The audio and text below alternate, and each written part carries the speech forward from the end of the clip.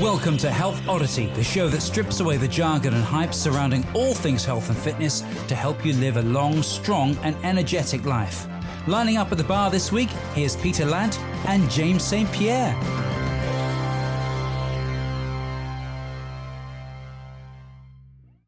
Hello and welcome to episode 285 of the Health Oddity podcast. Now we've got a really interesting topic of conversation today. We're joined by a great guest and we're going to be talking about getting out and getting outside and we're going to see where it takes us. Nature, outdoors. I know I'm speaking to a lot of members at the moment of mine who are kind of saying, oh, it's really difficult at the moment with the weather and the rain and the cold and the wind, and in the summer I'll do much more steps. And Pete is shaking his head. No, okay. It's not more difficult. You just open the door and go outside. It's not. Yeah, you just put on some more appropriate clothing. Yeah. But yeah, we're joined by Duncan Moore from Let's Get Out. How are you doing, Duncan? You okay? Yeah, I'm all good, thank you. Yeah, I'm a bit nasally today, so you have to bear with me. But yeah, I'll soldier through. You don't sound too bad. You sound okay. Fine. You sound fine to us. So Duncan, I suppose to begin with, I mean, do you want to tell us a little bit about yourself, about Let's Get Out, how that came about, and you know, kind of what you do and why you do it, I suppose, and who you do it for. Just we'll be asking questions along the way, but yeah, just be great to get to know you and what you do a bit more. Yeah, okay. So just touching on the Let's Get Out thing, we're a community interest company, so we're a not-for-profit. I founded it in 2020 when we had a bit too much time on our hands around about that period, and the main goal of it is to get young people outdoors. I used to just before sort of COVID time and during COVID, I was a scout leader. I'll touch a bit on my background in a bit, but I've always sort of been quite outdoorsy, even though my job wasn't necessarily an outdoorsy job at the time. But I went in and started to help a local scout group, and they used to spend quite a bit of time indoors for a scout group, which I thought was quite weird. But one of the things I always remember from that was when I first started going in and helping and saying we're going to start to, you know, get the scouts outdoors a lot more. I'd actually got some sort of feedback from parents just saying that none of the kids would want to go outdoors. They just wouldn't be interested in doing outdoor stuff, and sort of I found that a bit unusual as a feedback from a parent, some parents. So anyway, didn't listen to them, and we just carried on as we planned, and the numbers in that scout troop actually kind of increased up to, we ended up putting a waiting list in from quite a smallish one that was kind of dwindling numbers. We ended up putting a waiting list in, and we done lots of outdoor stuff. So yeah, we just went back to the basics, firelighting, bushcraft, and all of these sort of camps and stuff like that. And sort of work doesn't take long to get around when they're in schools. And that was it was probably a bit of an eye opener for me as well, that actually it is still in there, because, you know, you think, oh, you know, reminiscing a bit, but we all, you know, I know it sounds cliched, but we was always outdoors when we was younger, going out playing over the woods or down the stream or something like that. And you sort of thought maybe it has disappeared a bit, but that was an eye opener that it hadn't. And the more and more I've done that with scouts, the more and more I started to think about, you know, I need to do this more. I also helped out with Duke of Edinburgh Awards, sort of occasionally on like a freelance basis. So there was them sort of pathways all coming in. In the end, I just decided to go for it and just thought, actually, I'm just going to start up a company that concentrates on getting young people outdoors, because I see all the benefits it'd give all the ones we'd worked with so far. Yeah, so as I say, 2020 started up Let's Get Out as a community interest company, and we started running forest schools. We started running Duke of Edinburgh Awards once we could all get back outdoors again. and it's kind of took off from there really. And we're now sort of doing some funded projects as well. We run funded projects for different sort of types of cohorts, which we get some funding for. But it's all just kind of based around the basics, really. I don't want to go over in depth and give big words out and stuff, because I don't really do that, because I can't remember a lot of the words in the first place. But it's real basics. It's things like communication and memories and stuff like that I really like. There's always, I mean, when you go on to Duke of Edinburgh Awards stuff, like DofE stuff, they always talk about CVs and it's good on your CV and all that. But I think beyond that, it's them other smaller things that people get, what they don't get when they're sitting inside on technology or not actually sort of face to face with people. So do you think that, because I've got a 6-year-old, I've got a 6-year-old and a 9-year-old, and my little boy is 6, and he loves being outdoors, and he loves getting his boots on and getting muddy and going in the woods and walking and feeding horses and just playing outdoors. And we did, I think it was his birthday this year or last year, we went to, I think there's a place, something like Wilderness around Chelmsford. It's like a wilderness kind of forest wood thing where they the go. Wilderness Foundation. Yeah, Wilderness Foundation. Yeah. Yeah. So he went there for his party with loads of kids, and they're like, cooking marshmallows over the fire, and they're playing in the woods, and they're doing all these kind of treasure hunts and things.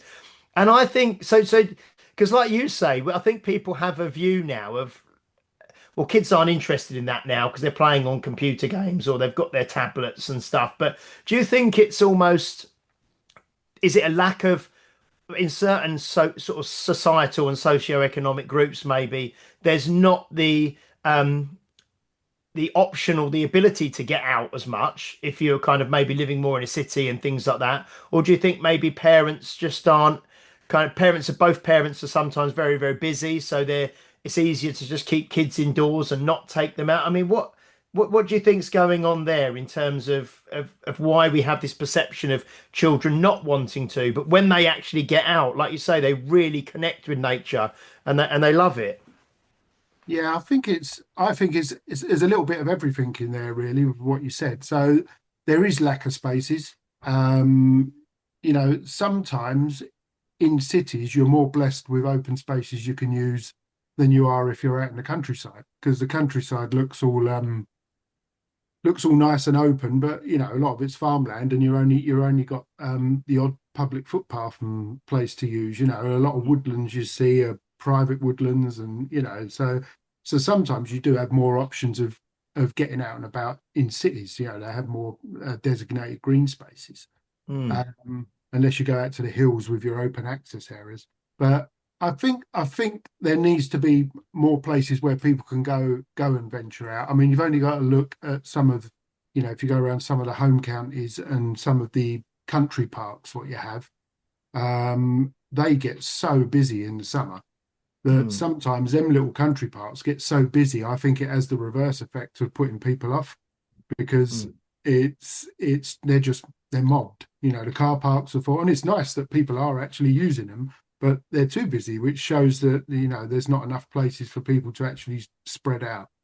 I think there's also an element of parents are so busy now, working parents now, and time is sort of valuable now for people, isn't it? People seem to be working longer and longer hours a lot of the time, for less and less, but that's another matter.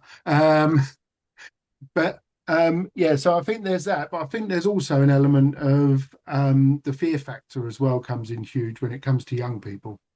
Just people not wanting to let their young people, their children or their grandchildren, whatever that may be, actually go out and just play. Like used to be a well, just that's the way it used to be, wasn't it? You just used to go out. I know it sound like a really old person when I say it's funny because when you're talking about this, there's obviously places to go, like wilderness places and all that are set up for people to go to and enjoy themselves and all that. But you say it's like busy in the summer mainly. Because there's a few things here that are going through my head. Like the first thing is what James said at the start. People don't want to go out in the winter. and it's not that bad. If you've got like, not even technical clothing or anything, but you've got a bit of warm clothing in that. It doesn't rain as much as you think it does in this country. If you're out and about a lot, as I am, it feels like it rains all the time when you're indoors, but when you're outdoors, it's not that bad. The other thing that you've just said, when I was a kid, it would just be like, go out and play, and you'd disappear for a day. You'd be out all day, and then you'd come back when it was dinner time or when the street lights came on or whatever. But the other thing is, I think from my perspective of what I do, I take adults out in walking groups, and they don't know where places are. Like in Bath, we are blessed. We're in a city, but there's like great countryside surrounding us. So there's all the footpaths and all that sort of stuff. People drive everywhere. But we'll go walk along a footpath and be like, it comes out on a road and they'll be like, oh, we're here. And they don't even know where it is because you come out of a different kind of aspect of it, a different perspective of where you are. But they're like, oh, I've driven down this road before. I know exactly where we are. And it's like, I didn't know you could walk here, So I think with all of that, like just educating people on where things are, how to get there, where you can park or whatever. And then there's all these things of like, the places are there for people to go to, like the wilderness places, but you can also make your own kind of little routes up and stuff like that, which aren't far out of where you live. It's definitely like that here. I don't know what it's like in Chelmsford, but it's definitely the confidence of the parents to take the kids out as well, I think, is something that is lacking now because they don't know where to go and what if we get lost and all of that sort of stuff. Yeah. And that's where technology can really play a good part in all of that, because with navigation apps and stuff, people who are not necessarily so au fait with it, they can just plot a route on public footpaths and go out. I always think that I could leave my house here now, go for a walk, and I would see less people than if I went to, say, the Brecon Beacons or sort of in the Peak District. You go to, I mean, they're lovely places. I really enjoy going to them, but obviously everyone goes there. Whereas I could walk out the back, I can go for a walk for, a couple of hours and hardly see a soul. If you want to have some sort of peaceful time in the countryside, using footpaths and just, you don't see no one.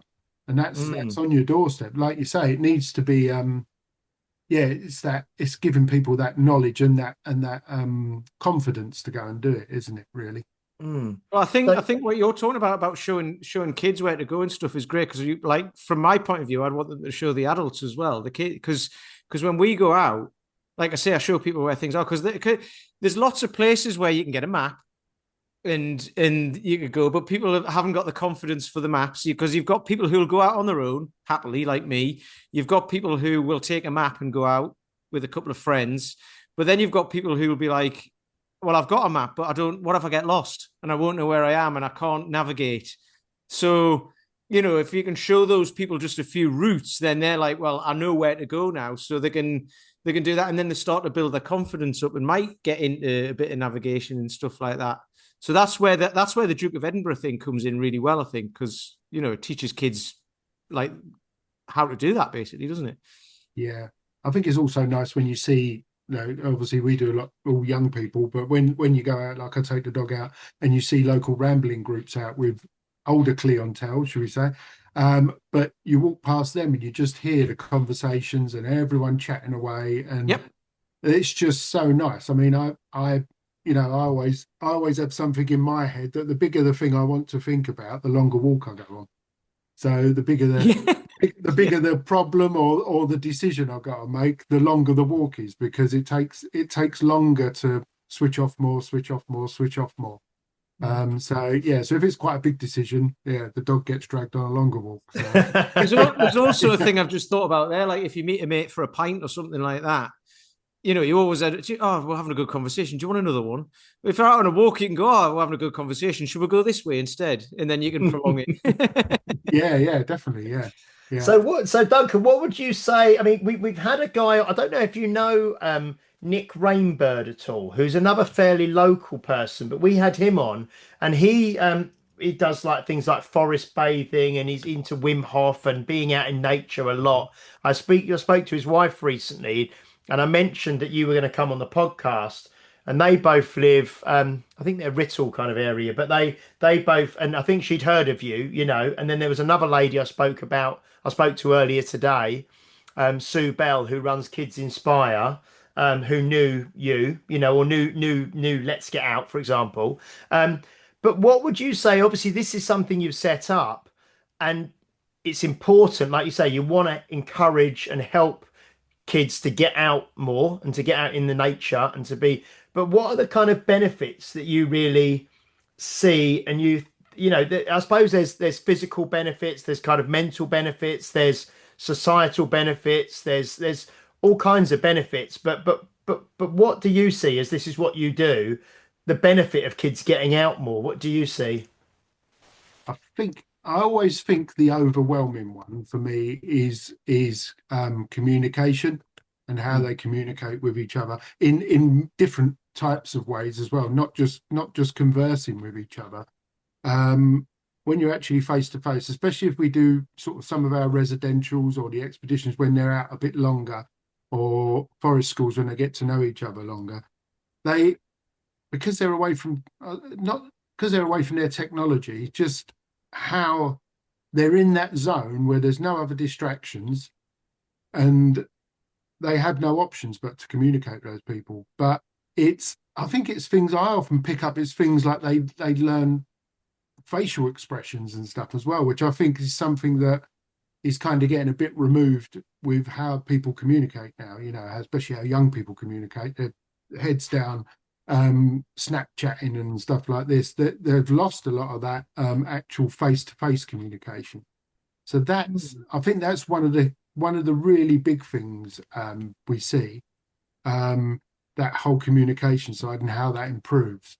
And it's sort of that in turn kind of builds, I think it builds a bit of sort of empathy as well. So it increases the kind of empathy for people. Probably because there's no escape neither. You're with them people. There's no way out. So that sort of side of things, I think, is really big. And there's also like memories as well. I said it earlier on about memories, and I go back into schools and stuff after for the new year. Like at the moment, we're going into schools now prepping for this year's Duke of Edinburgh Awards. But then I see the sort of young people from a year ago, 2 years ago, sometimes even more, and they all come running up. They all come chat to you, and they're all sort of remembering things that happened, very clearly as well, and they just recount it, boom, boom, boom. They're talking about it, and they're all sort of laughing. They've all got these real good memories, and I think that's a huge thing, and I think that's one thing that. One of the drivers towards why I started this, because I think back to the school trips when I was younger, going to WOWs, PGL stuff, and all of that, and the amount of time I spent at school, and the strongest memories are like those camps and going and doing stuff on that. You're really sort of, they etch into your mind. So I really like that side of things. Yeah. Yeah, because I remember. It's funny you saying that. You've got memories deep in the mind that you kind of just get buried there, and you never kind of open the box, as it were, because you just know. But you just saying that, I can think of, we did a school trip to the Peak District. We did a school trip to like the Isle of Wight, and you're there with friends, and you're kind of out, especially, I think, yeah, the Peak District was secondary school, but the Isle of Wight was like, say, primary school. And you can remember that quite vividly when you decide to remember it. I mean, it's kind of not a memory you access very regularly. Pete's smiling. He's going to say something. Richard Carr, right? Richard Carr. This was when we were about 10. We went away to this place called Howtell, which is up near Wooler in Northumberland, and it was like 4 days away or whatever. And we're all staying in this dorm, and we all got told off because we were really noisy and we didn't go to bed like till 2 o'clock in the morning or whatever. We're only 10 years old. And it was him. He kept bloody talking and cracking on and everything like that, right? So the next morning they got us up at 6 o'clock and had this running up and down this paddock, right? And he didn't have to do it because he was asthmatic. So we all just remember that. Oh dear. So Duncan, do you actually take groups away for like, multiple days and nights and things like that as well? Yeah, so when we do expeditions, we do, yeah. So they come away with us. Yeah, we do residentials at our site. We do Duke of Edinburgh residentials and stuff at our site. Mm. So we have them for sort of multiple nights. Yeah. So So what um is your site? Because you have told me before, but it sounds like, yeah, tell us a little bit about the sort of the setup that you've got and what you do, because I think the site you've got is well, just tell us. Yeah, it sounds. it's very back to basics. It's in it's in Doddinghurst. So it's sort of near Brentwood area. Um, and it's basically just a field and a woodland, if you want to. That's how it started. So it's fenced off. It's with some other land around it. And it's just very back to basics. We use it for our Duke of Edinburgh Awards and our bushcraft stuff as well. But it's also, considering where it is, it's not a million miles from M25 and A12 area. It's surprisingly quiet. It's quieter than a lot of places you'd go and you think you're in the middle of nowhere. It's really nice from that. It's even quieter when all the kids have gone home, which is really nice. But yeah, it's just a really nice site, and a lot of the kids always point out that. And yeah, so we're very, as I say, we're very back to basics. We've got a marquee shelter over there. We have recently, just at the end of last year, we got some lottery funding, so we're getting a large TP classroom going up over there now, which is going up in March. Which apparently this TP seats 72 people. So Wow. it's quite a big TP. Mm. So that's going to be set up as an outdoor classroom, which is going to allow us to stretch sort of the year out a bit more and cover it when the weather's not so favourable. Mm. So we've named that one the Acorn Academy. So yeah, a lot of our stuff stems from acorns.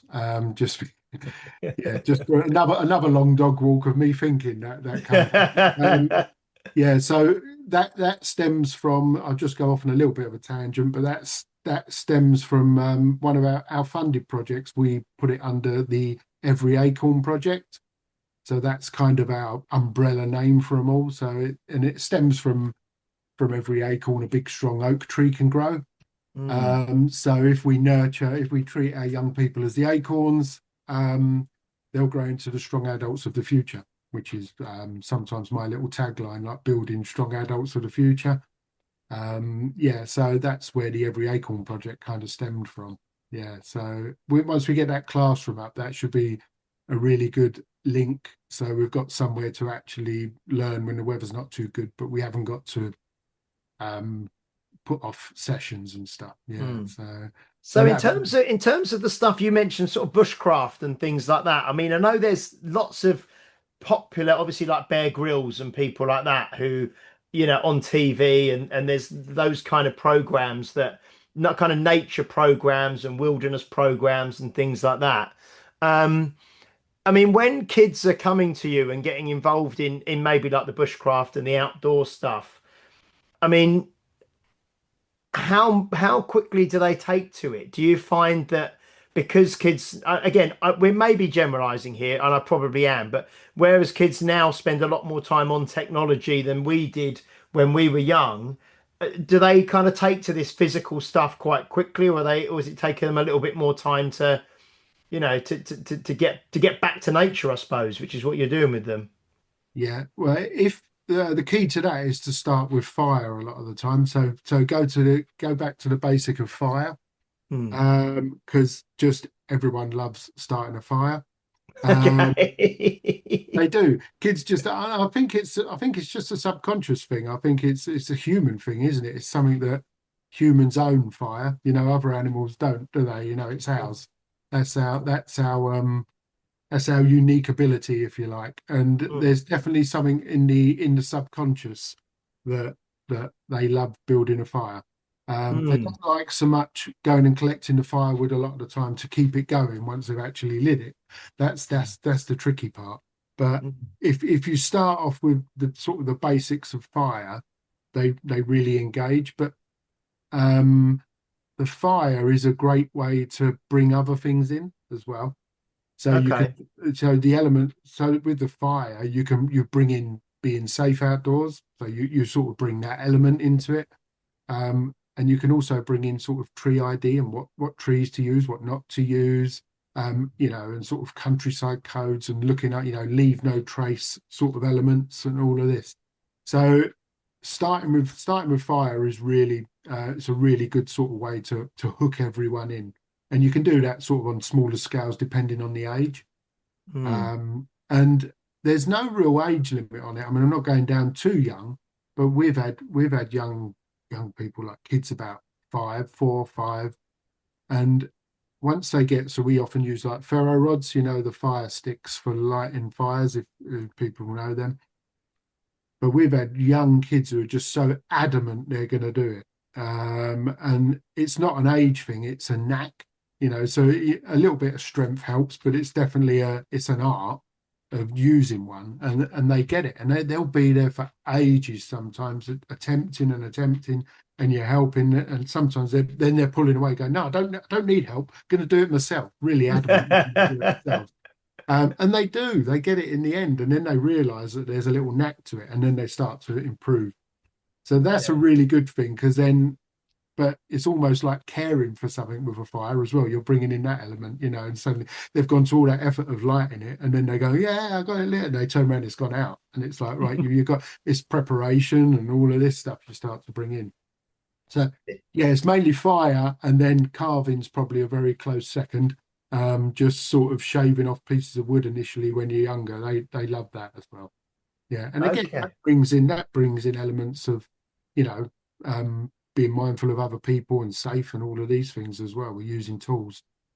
So do you have to as well, I suppose, do I don't know, like first aid training with them, and say, like you say, tied in with safety, and if they're out in nature and if one of them gets injured, and does that kind of come in as well? Yeah, we cover first aid and stuff. Yeah, obviously we all have to have our outdoor first aid certificates as well from staffing point of view. But yeah, we cover all of that sort of side of things, and just generally doing those tasks safe. And they do take it on board, because they appreciate the risks if you explain them well enough. So Yeah, because I'm just thinking that also then, obviously you're teaching them first aid, you're teaching them safety, but then, like you say, it's the life lessons as well of, looking after each other and caring for each other, and being responsible. And yeah, it sounds, yeah, really, yeah, really, really interesting. Yeah. and like sort of collecting the right firewood and from the right place, and sort of being mindful of the environment while you're doing it as well, and not just the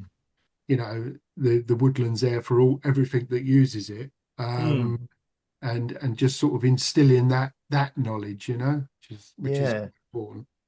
And then do you find that, I mean, so when they do something like this and they come away with you, do you get good feedback from, I don't know, like parents or teachers or other people that are involved with them on how they've, maybe changed, or maybe not necessarily, you're not going to change someone maybe quickly, but the kind of positive impact that you've had on these kids?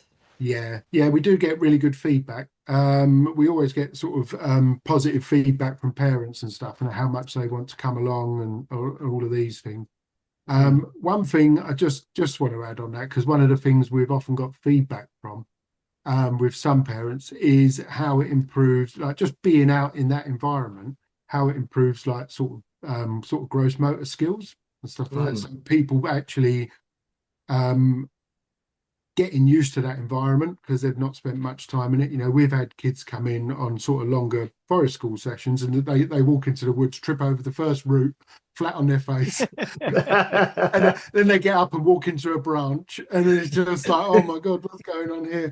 They're sort of all over the place. But as they come back regularly, it doesn't take that long, and suddenly the mind's changed, and they're getting used to that environment, and they'll come in, jumping over roots, jumping over there, climbing over this, avoiding that. The brain switches to the environment it's used to being in, and that's like a really sort of a really huge thing we notice, just how it improves those motor skills.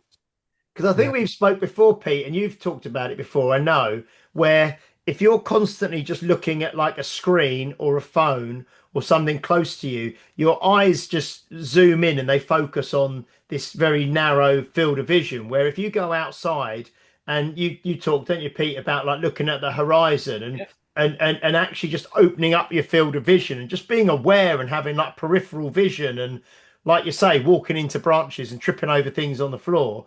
Because if you're just constantly just focused on something that's in the palm of your hand most of the time, you kind of you zone in, don't you? You know, you kind of lose that ability to use the sort of peripheral vision, probably.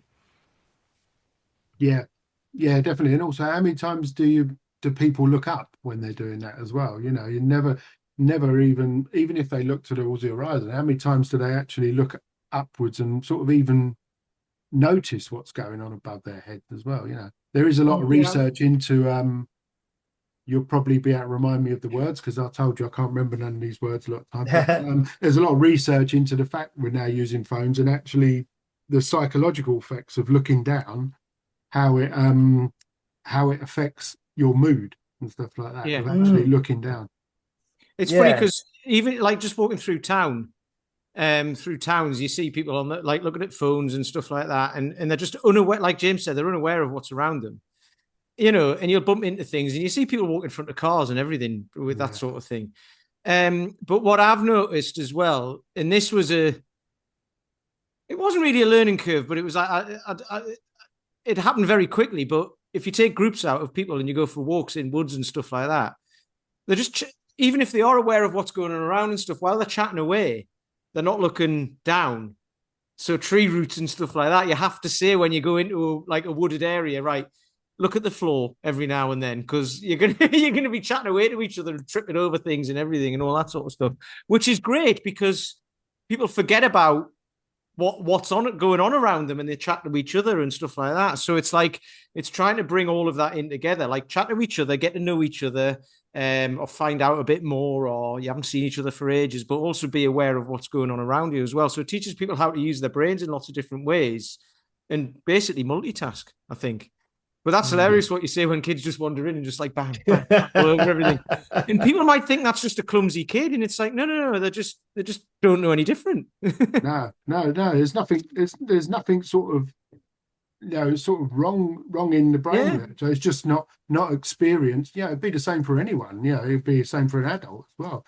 Put them in that environment, and if they've never been in it, you don't know how to deal with it, do you? Mm. So, It's like, a lot. Sorry, go on, Pete. I was just going to say with the bushcraft stuff and all that, how does like you've obviously do you teach the kids that, or have you got someone who comes in to do it? And then if you Yeah, do it, how did you get into it? um, it was kind of I always used to. I've got a book here which I always keep by the side of me. Um, Sort of linking in here. I got the inside this book. It's a bird book, and you won't be able to see it there. But I got given that on my 8th birthday by a neighbour. So I keep it on the shelf to remind me. So when I was like 8, I was really into everything outdoors. And I probably knew the names of more wildlife than I even do now because I used to be able to remember it in them days. It's all right because you got phone apps now, so it doesn't matter. Yeah. So all of that sort of started when I was really young. So it's just, we used to, and then we started to sort of go fishing as well. And then we used to go night fishing. So we're just spending that time out all the time. Then to kind of hit that age when you're leaving school, went to work, all of that stuff happened. And I kind of drifted a little bit away from it. And I don't know, I never felt in them years, I was working indoors, working industrial estates and places like this. Never felt sort of settled enough. I felt like something was missing all the time. So I just started to get back into camping and all of this stuff, just sort of, this is great. Started to do that. But then, and naturally with going camping a lot, then started doing some wild camping. Started to get into all that and started to get back into just sort of the actual bushcraft side. So like the firelight, just all of the everything that comes with it, the tools and stuff like that. So it just sort of grew from there. Went on some Ray Mears courses and stuff. Went and done a couple of those. That's the name I couldn't think. I was saying Bear Grylls, and I wanted to say Ray Mears as well. But I couldn't remember his name, but I could see his face. But I couldn't remember that. There's two camps there with people. Yeah. Oh, is it? Is it either Bear Grylls or Ray Mears? Is it? Is that how it is? I believe it is in the bushcraft world. Yeah. So you're a Ray Mears man, are you? No, it was yeah, they were good courses. Yeah, he was on one of them we went on, so got to Yeah, chat to him for a bit. Yeah, but yeah, but really good stuff like that. But then, as the same with anything like that, well, the way I learn, I just tend to learn better when I go off and do it on my own half the time. Mm. So just get an idea and then go and try it. mm. Um, so yeah, so so I do a lot of the teaching stuff sometimes, but we've got others who obviously we've got staff members as well who can do it. So Mm. yeah, I'm getting busier and busier, so I don't get as much time to do it all now. Yeah. So you're now kind of working on, I suppose, growing Let's Get Out and expanding it or building upon it and stuff. Do you do any stuff? I know like some people, even though your focus is obviously children, do you do any kind of corporate stuff or adult stuff to bring in more funds and things like that? Or is it solely kind of youth and children that you work with? No, we're solely sort of young people at the moment. We Mm. did do some adult stuff in the past, but kind of the calling is towards young people. So I think we go up to sort of young adulthood. So with Mm. the tail end of the Duke of Edinburgh Awards, so we do like a bushcraft residential, which is a section out to do on that, and also expeditions for the gold. So from that, they can be sort of 16 to up to 25 for the golds. Mm. So we creep into that young adulthood, but that's kind Mm. of where we cut off at the moment. Yeah. Yeah. So No. yeah, we just keep our eggs in that basket for now. Oh yeah, Um, no, I mean that's where your passion is, isn't it? And that's where your kind of so what did you mention sort of work then? So you started Let's Get Out in 2020. What were you doing prior to that? Did you just have a kind of a normal, like you say, like a normal kind of day job where you weren't this was more of a hobby back then before you started yeah, the business? yeah, I was in the print trade for years because I grew up sort of on the outskirts of East London, and the print trade was very big around that area because obviously feeding into the city. So Mm, I just kind of fell into that because I left school and I didn't know what I wanted to do. You know, mm. everyone has these ideas what they want to do. I didn't have a clue. I just wanted to leave school and get working, to be honest with you. So I sort of fell into it. That's like I said earlier on, I ended up working industrial estates and shifts and stuff, and then time off was kind of yeah, if I wasn't doing the outdoor stuff, I was probably in the pub. But yeah, but it just never it never I don't know, it never felt I never felt fulfilled if that makes sense. You know, Mm, I knew it wasn't my vocation. And it mm. just sort of it just sort of grew into and then grew into Let's Get Out kind of thing happened. It's So interesting. Sorry, go on, Pete. I was just going to say, so why, like, what happened in 2020 then? Because obviously it wasn't the greatest time to start a company of getting people together and all of that sort of stuff, was it? No, well, before COVID, I was working. So I'd gone to part time in the print, and I was doing freelance stuff for Duke of Edinburgh Awards as well, like plugging gaps with some outdoor stuff. So I was kind of already transitioning. But then when the world closed down, I got furloughed. So I went on the furlough, and I just thought, well, I'm not going to get this ain't going to happen again in my lifetime. You know, sort of getting some money for not actually having to go to work. So that's when I also found an online forest school practitioner training for that one because that will switch to online. So I thought, right, well, I'll do that. I'll do my forest school practitioner training. Um, and yeah, in between that, I'd already had the Let's Get Out logo got designed by my friend in about I think it was 2017. I think it was 2016, 2017. He designed that logo. So it was floating around in the head before COVID. And then just having that time on my hands, it was just okay, it's let's push the button on it and go for it. And yeah, the rest is history, as they say. That's cool. That's great because we were talking, Pete, weren't we? We've recently listened to. I don't know if you've. There was a podcast or a YouTube with Alex Hormozy and Tony Robbins that we both watched, didn't we, Pete? And Yeah. I don't know if you've seen that at all, Duncan. Have you?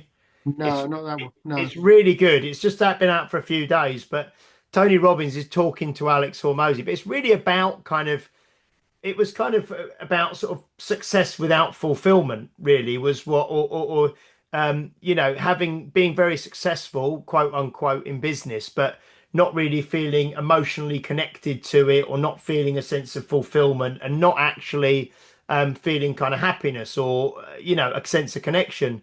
So when you said there that you know, you used to work, and it was work, you were getting paid and you were paying the bills and stuff, but you never really were fulfilled.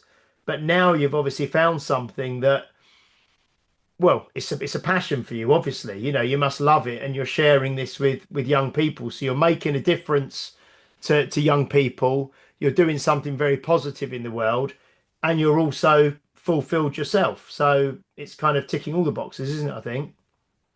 Yeah, it is. Yeah, it's definitely. Yeah, it's funny. It's some of the old cliches that sort of like, you know, it doesn't feel like work. You know, if I can't remember even what it is now, but yeah, you know, if your job's your passion, you know, you don't work a day in your life. It's a little bit like that. A little bit like that, not always. Yeah, yeah. Unfortunately, as it gets busier, you have to spend more time on a computer. So then I have to sort of pull myself back in sometimes that yeah, I still Yeah, make sure I'm you have to engaging remember to well. get out yourself as well. Exactly, yeah, yeah. I don't sort of like spend the time getting everyone else outdoors, but just sitting on a computer for like 5 days a week. Yeah, Yeah. We had a quick chat about this on text, didn't we, James? And that interview for me, I saw him on. I think he was on Diary of a CEO as well, which I don't watch anymore. I don't listen Mm, to that one anymore. But he was on it. Tony Robbins mm. was on it, and I thought I'll give it a listen. But it was like, I think Alex Hormozy said he donated 2 million quid to some like kids It hospital. was like it was an after school project for kids or It something. was Yeah, something anyway, yeah. and he felt no emotion about it. He's got loads of money. He donated 2 million. He's like, there you go. And Tony Robbins had said, how did that make you feel? And he said, nothing. I got nothing from it. I just felt nothing. He didn't want anything from it, you know, but he felt nothing. And Tony Robbins said that's because you've not got any connection to it. So he talks about he grew up hungry and poor, and now he wants to feed as many people as possible. So he's got this whole, he's feeding 1 billion people or something, isn't he? And Mm. that's what drives his passion. And it just made me think about that, because you've obviously got this, you've done this when you were younger, it's helped you when you were younger, and then you didn't have that connection at work, so you've come into this. And I've got that as well, with just, I go out walking and I just love it. It's my place I want to be, and I want more people to enjoy that. And the connection to it is huge, because if you've got no connection, then it's just a job again, isn't it? You know. So like you said, that's what I will get to the point where you are right now of, this is what I want to do, but I'm going to have to do all that other stuff as well. I'm trying to avoid at the minute. yeah, yeah, It's Yeah. yeah. I've just been listening to the book Who Not How. I don't know if anyone's ever heard of that one. yes, yeah. I've Uh, read that. I've read that one. Yeah, yeah. yeah, yeah, it's quite good, and it's just about finding the right people to, you know, Yeah. rather than how can we do that, who can do that for me, and it's trying to find, you know, a similar thing with Let's Get Out, trying to find people with that similar passion that I can put into a place to start something else up, because we've got a few things in the pipeline, like looking at building an outdoor classroom at our site and stuff Mm. as well. But again, you know, it's got to be something that other people kind of take on. So, Yeah. Yeah, you can't do it all yourself, can you? That's for sure. Yeah. no, I've not read that book, but I think, like, you know, in the future I'm gonna have to find someone who loves spreadsheets, and then they can do that. Because there are people out there who love it, and I'm not doing them. Yeah. I, No, there I'm are. I'm awful with spreadsheets. Yeah, that who not how is great, isn't it? Because it's kind of it's just flipping the question. I can't remember who wrote it. Can you remember if you're reading it at the moment? It's Dan Sullivan. Dan Oh, Sullivan, right. that's Yeah, it. yeah. Yeah, Yeah, yeah. yeah, Yeah, someone recommended that to me a little while ago, and I read it, and yeah, it does just totally change, because obviously Will, who you know as well, Duncan, Will Polston, who we've had on the podcast Yeah. a couple of times, he says, doesn't he? He goes, just because it needs to be done doesn't mean that I'm the person who's got to do it, you know. And he's got that up on his wall, isn't he? And it's I kind of was watching something the other day as well, and it was basically like, if you're in business, we're going a bit off tangent here, aren't we? But if you're in business and you're the ideas person, right? It's your thing, you've thought of it. Same with James and Unique Results, same with me and Walking Souls, right? We thought of it, we go out on walks. I'm the same as you. We go out on walks and come up with ideas. I don't listen to any podcasts or anything when I'm out walking. I take the dog, I watch him having fun, and I'll just look around and then come up with things. But if I find someone else who also does that, it's just not going to work. You need to find someone who does the thing that you like, another thing, and then it all turns into a proper community, doesn't it? And a proper business and all that. So that's what I've been learning over the last few months is like, don't find someone like you. Find someone who likes doing all the stuff that you don't do. They'd love it, and you don't. Yeah, definitely. Yeah. Yeah. Another little thing I've been sort of thinking of, just to throw in, maybe don't know, slightly similar to that, but I'm looking at, as we've had so many young people go through now, and we're sort of, it was 5 years old last year, and this year we'll be up to 6 years old. We're looking at starting an alumni, whatever you want to pronounce it, network. So maybe start to bring in some of that, as those people who have gone through the system with us get a bit older, maybe try and bring them in for the younger ones. So we sort of try and create that cycle. Rather than just sort of older people like me, like connecting with the kids as well, because it's sort of like, some younger ones help bridge that gap with it. So that's something we're gonna look at putting in place. So maybe they might have, I don't know, for example, if they'd gone through their Duke of Edinburgh Awards with us, finished their gold, blah, blah, maybe pull them back in to help with some younger ones, or even just go back to the bronze start or something else. But yeah, just to create an alumni network. Sort of thing is something we're looking at. So that's isn't that how, I used to go to Cubs years and years ago. I never went into Scouts. And like I say, my little boy was in, what's the first one? Squirrels. Then he's gone into Beavers. Now he's in Beavers, yeah. But I think from memory, like things like Cubs and Scouts and that whole kind of movement, isn't it that you get kind of like some of the older kids to kind of maybe come back as helper? You know what I mean? It kind of, it works like that, doesn't it? I think. Yeah, they have a young leader program in Scouts. Yes. So they come in as young leaders. Yeah. And then once you hit that magical 18, I think then they're like, trying to get you to be a leader, because they're always looking for leaders. Yeah, so that's kind of what you're looking at, isn't it? Yeah. Something similar to that. Yeah. Yeah. But it sort of feeds both sides then, doesn't it? It's not just the new young people who are getting it from that. It comes back to that whole thing of, once you can teach someone else something, you understand it much more in depth when you're teaching someone else things, don't you? So, yeah. No, it's great. And like you say, it's just building skills, isn't it? It's building life skills. And if you're then, a late teener, like an 18-year-old helping, maybe, I don't know, 12-year-olds or whatever, you're then developing yourself as a leader and communication and teaching and all those positive things that are going to kind of really help in a career or just life, So, it's great. Yeah. Really, really good.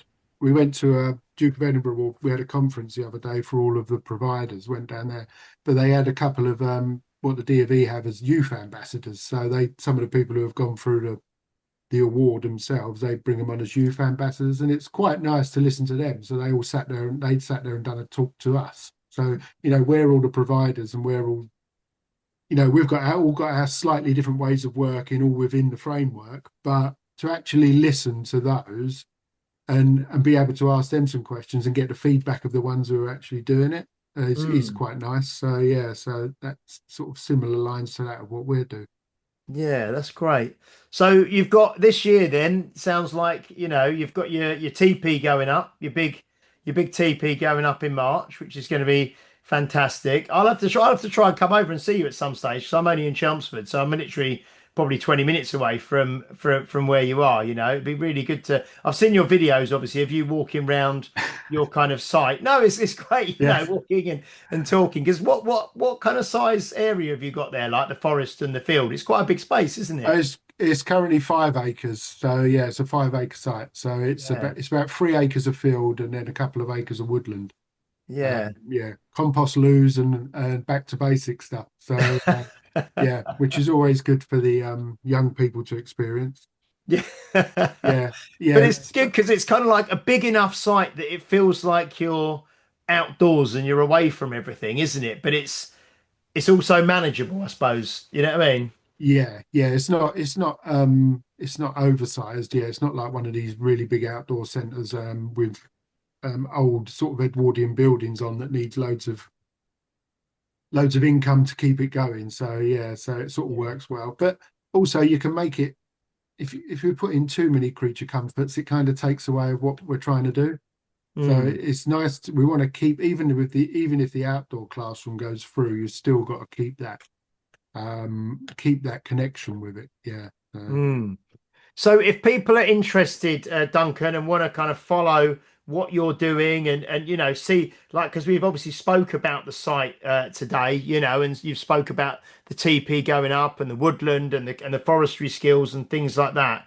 What is the best place for people who are listening or watching to kind of just have a look at what you're doing and maybe just keep eyes on it? Yeah, our main channels are sort of through Facebook and Instagram at the moment. Yeah. Have got a YouTube channel, but that's more educational one. So we put like videos on for D&V and stuff like that. But the Facebook channel, yeah, if you just look for Let's Get Out CIC, you'll find the Facebook and Instagram channels there. We're also going to be, when the TP does go up, we're probably going to plan a little opening ceremony for it. So we might build up a little bit towards that. Just to sort of if people want to come over and have a nose inside of it when it's all ready, that'd be quite good. Yeah.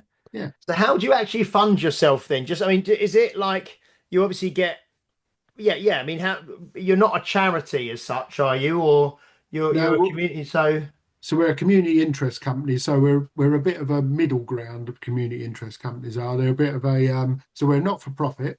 But we're not a registered charity, so we're still similar to a limited company, but we're not for profit. So we don't. It comes down to things like not paying dividends and stuff like that. Yeah, and we have asset locks and all of these things. You're also open to getting funding as well, aren't you? From lottery and stuff, because they don't fund limited companies. No, that's right. Yeah. No. So we're open. We can open up to funding pots to do all different things for different types of cohorts. Yeah. Yes, no, I was just wondering if you're not some. Yeah, sorry, go on. Sorry, no, we're sort of in the middle. So obviously with Duke of Edinburgh Awards, there's charges involved with some of these things. But then some things are funded, so we're in the middle kind of ground really. But it all goes back to money being reinvested into better kit and expansion and stuff like that as well. Yeah. No, that's excellent. I haven't got a Ferrari or anything. Probably got one of those sort of Flintstones cars where you got the logs and your legs are out the bottom kind of running. I've got a Land Rover Defender, but it's about that. It's about sort of about 3 inches long, and it sits on the windowsill here in my dream. Yeah, brilliant. Yeah, I don't even have a car. You don't need to. You're walking all the time. Exactly. Yeah, there you go. Yeah. So on Instagram, guys, it's Let's Get Out _C.I.C. So Let's Get Out _ community interest company. Get on there, do give them a follow, give them a follow on Facebook as well. And if you're anywhere near kind of Essex area, East London, then you're going to be close to where they are.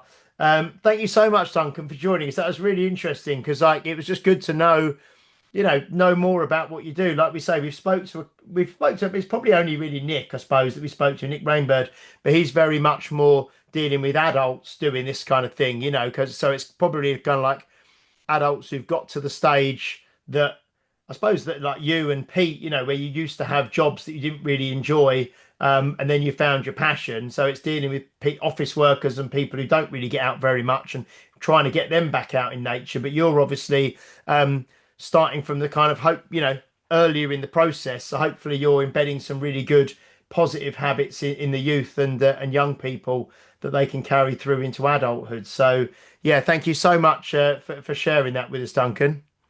All right, thanks guys. No, thanks for having me. It's been really good. Yeah, really, really nice. So thank you everybody for watching and listening. We will be back next week for episode 286, where we will be catching up with James Brees again to see how he's getting on. I think he's in Wales at the moment, so we'll be catching up with him next week. And then we've got some other great guests lined up over the next few weeks as well. So thank you, Duncan, and all the best for the future. And like I say, I'll definitely have to come over and see this giant teepee when it's up. Yeah, look forward to it. Be good. Brilliant. Cheers, Mr. Peter Lant. Yep, thank you. Brilliant. And we will see you all next week. Until then, bye-bye. You've been listening to Health Odyssey with Peter Lant and James St. Pierre. To get your regular fix of hype-free health, you can subscribe and leave a review wherever you get your favourite podcasts. You can find out more on today's and other topics at healthodyssey.com or find us on Facebook or Instagram by searching for Health Odyssey.